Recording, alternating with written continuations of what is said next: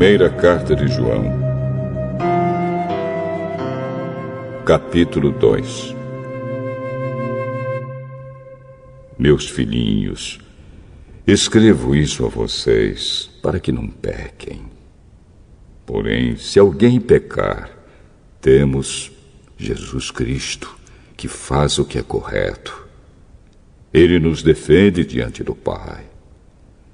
É por meio do próprio Jesus Cristo que os nossos pecados são perdoados. E não somente os nossos, mas também os pecados do mundo inteiro.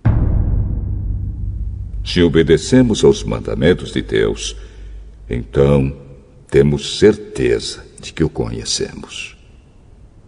Se alguém diz, eu o conheço, mas não obedece aos seus mandamentos, é mentiroso e não há verdade nele. Porém, se obedecemos aos ensinamentos de Deus, sabemos que amamos a Deus de todo o nosso coração.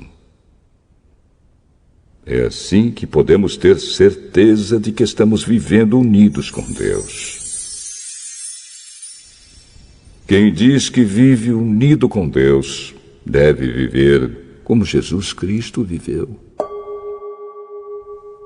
Meus queridos amigos, este mandamento que estou dando a vocês não é novo. É o mandamento antigo, aquele que vocês receberam lá no começo. O mandamento antigo é a mensagem que vocês já ouviram. Porém, o mandamento que eu estou dando a vocês é novo, porque a sua verdade é vista em Cristo e também em vocês. Pois a escuridão está passando e já está brilhando a verdadeira luz. Quem diz que vive na luz e odeia o seu irmão, está na escuridão até agora. Quem ama o seu irmão vive na luz, e não há nessa pessoa nada que leve alguém a pecar. Mas quem odeia o seu irmão está na escuridão. Anda nela e não sabe para onde está indo, porque a escuridão não deixa que essa pessoa enxergue. Filhinhos, escrevo a vocês porque os seus pecados são perdoados por causa de Cristo. Pais, escrevo a vocês porque conhecem aquele que existiu desde a criação do mundo. Jovens, escrevo a vocês porque vocês têm vencido o maligno. Escrevo a vocês, filhinhos, porque conhecem o Pai. Escrevo a vocês, pais, porque conhecem aquele que existiu desde a criação do mundo. Escrevo a vocês, jovens, porque são fortes. A mensagem de Deus vive em vocês, e vocês já venceram o maligno. Não amem o mundo, nem as coisas que há nele. Se vocês amam o mundo, não amam a Deus, o Pai. Nada que é deste mundo vem do Pai. Os maus desejos da natureza humana, a vontade de ter o que agrada aos olhos e o orgulho pelas coisas da vida, tudo isso não vem do Pai, mas do mundo. E o mundo passa, com tudo aquilo que as pessoas cobiçam. Porém, aquele que faz a vontade de Deus vive para sempre. Meus filhinhos, o fim está perto. Vocês ouviram dizer que o inimigo de Cristo vem. Pois agora muitos inimigos de Cristo já têm aparecido, e por isso sabemos que o fim está chegando. De fato, essas pessoas nos deixaram porque não eram do nosso grupo. Se fossem do nosso grupo, teriam ficado conosco. mas elas nos deixaram para que ficasse bem claro que nenhuma delas pertencia mesmo ao nosso grupo. Porém, sobre vocês, Cristo tem derramado o Espírito Santo, e por isso todos vocês conhecem a verdade. Portanto, eu escrevo a vocês, mas não é porque não conhecem a verdade. Pelo contrário, é porque a conhecem e sabem que nunca nenhuma mentira vem da verdade. Então, quem é mentiroso? É aquele que diz que Jesus não é o Messias. Quem diz isso é o inimigo de Cristo. Ele rejeita tanto o Pai como o Filho. Pois quem rejeita o Filho, rejeita também o Pai. E quem aceita o Filho, tem também o Pai. Por isso, guardem no coração a mensagem que ouviram desde o começo. Se aquilo que ouviram desde o começo ficar no coração de vocês, então viverão sempre unidos com o Filho e com o Pai. E o que o próprio Cristo prometeu dar a todos nós foi isto: a vida eterna. Eu estou escrevendo isso a vocês a respeito dos que estão tentando enganá-los. Mas sobre vocês, Cristo tem derramado o seu Espírito. Enquanto o seu Espírito estiver com vocês, não é preciso que ninguém os ensine, pois o Espírito ensina a respeito de tudo. E os seus ensinamentos não são falsos, mas verdadeiros. Portanto, obedeçam aos ensinamentos do Espírito e continuem unidos com Cristo. Sim, meus filhinhos, continuem unidos com Cristo, para que possamos estar cheios de coragem no dia em que Ele vier. Assim não precisaremos ficar com vergonha e nos esconder dele naquele dia. Já que vocês sabem que Cristo sempre fez o que é correto, devem saber também que quem faz o que é correto é filho de Deus.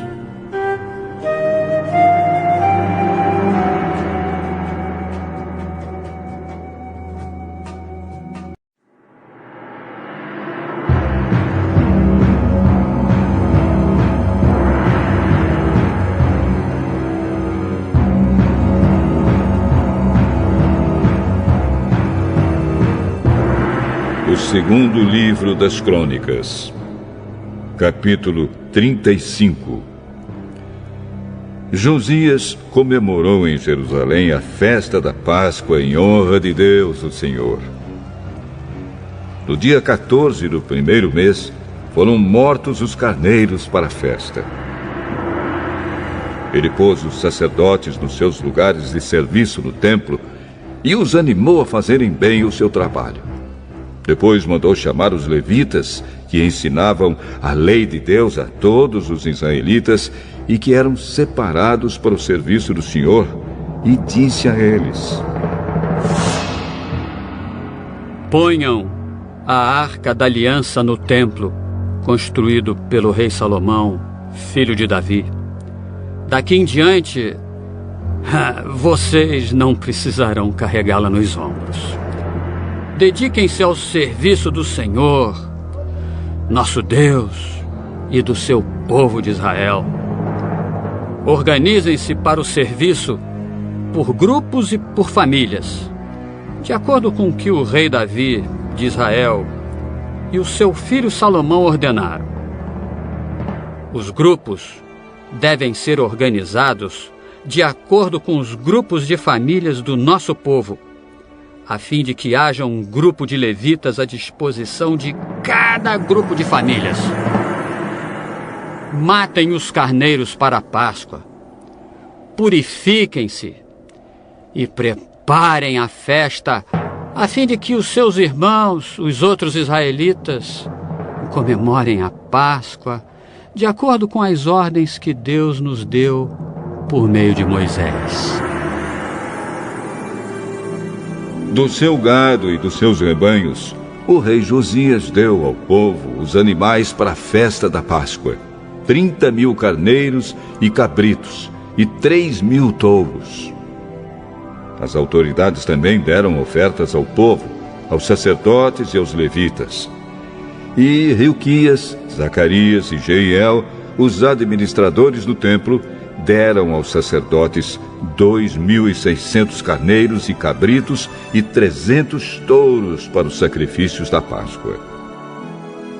Os chefes dos levitas, Conanias, os seus irmãos Semaías e Netanel, e também Hasabias, Jeiel e Josabade, deram aos levitas 5.000 carneiros e cabritos e 500 touros para a Páscoa. Quando tudo estava pronto para a festa, os sacerdotes foram para os seus lugares e os levitas se juntaram em grupos, de acordo com o que o rei havia ordenado. Aí foram mortos os carneiros e os cabritos. Os levitas tiravam a pele dos animais, davam o sangue aos sacerdotes e estes borrifavam o altar com ele. Entregaram ao povo, segundo os grupos de famílias, a gordura dos animais que seria queimada como sacrifício a Deus, o Senhor, de acordo com o que a lei de Moisés manda. E fizeram a mesma coisa com os touros. Depois assaram os animais de acordo com a lei. Cozinharam as outras ofertas sagradas em panelas, caldeirões e frigideiras e distribuíram rapidamente para todo o povo.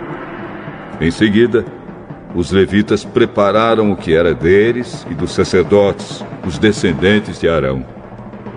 Os levitas precisaram fazer isso porque os sacerdotes ficaram ocupados até a noite, oferecendo a Deus os animais que eram completamente queimados e a gordura. Os cantores do grupo de Asaf estavam nos seus lugares, de acordo com as ordens do rei Davi e de Asaf, de Remã e de Jedutum, o profeta do rei. Os guardas também estavam nos seus lugares guardando os portões do templo. Nenhum deles precisou abandonar o seu posto, pois os seus colegas, os outros levitas, prepararam a parte dos sacrifícios que era deles. Assim, tudo foi feito naquele dia para a adoração de Deus, o Senhor, como o rei Josias havia ordenado. Comemoraram a festa da Páscoa em honra do Senhor e apresentaram as ofertas que eram completamente queimadas no altar. Durante 7 dias, todos os israelitas que estavam em Jerusalém tomaram parte na festa da Páscoa e na festa dos pães sem fermento. Desde o tempo do profeta Samuel, os israelitas nunca haviam comemorado uma festa da Páscoa como esta. Nenhum outro rei de Israel comemorou a festa como Josias fez com os sacerdotes e os levitas, com o povo de Judá e de Israel que estava presente e com os moradores de Jerusalém. Foi no ano 18 do seu reinado que essa Páscoa foi comemorada. Depois de tudo isso, quando Josias já havia acabado de pôr em ordem o templo e o culto, o rei Neco do Egito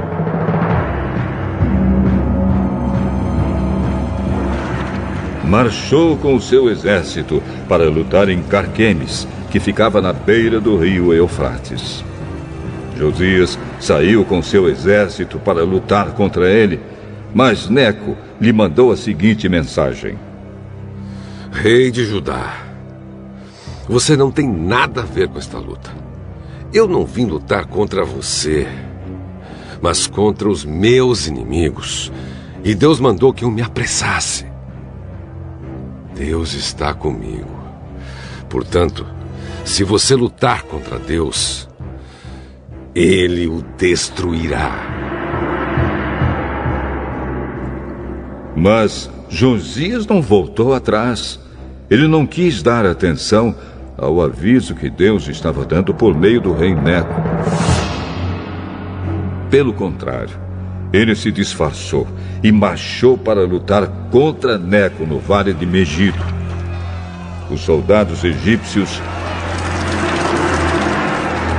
atiraram flechas contra Josias e ele gritou para os seus oficiais: Estou gravemente ferido! Tirem-me daqui!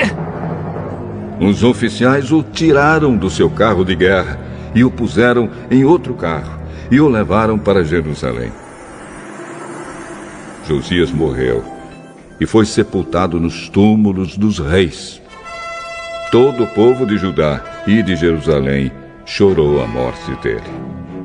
O profeta Jeremias compôs uma canção de enterro em honra de Josias.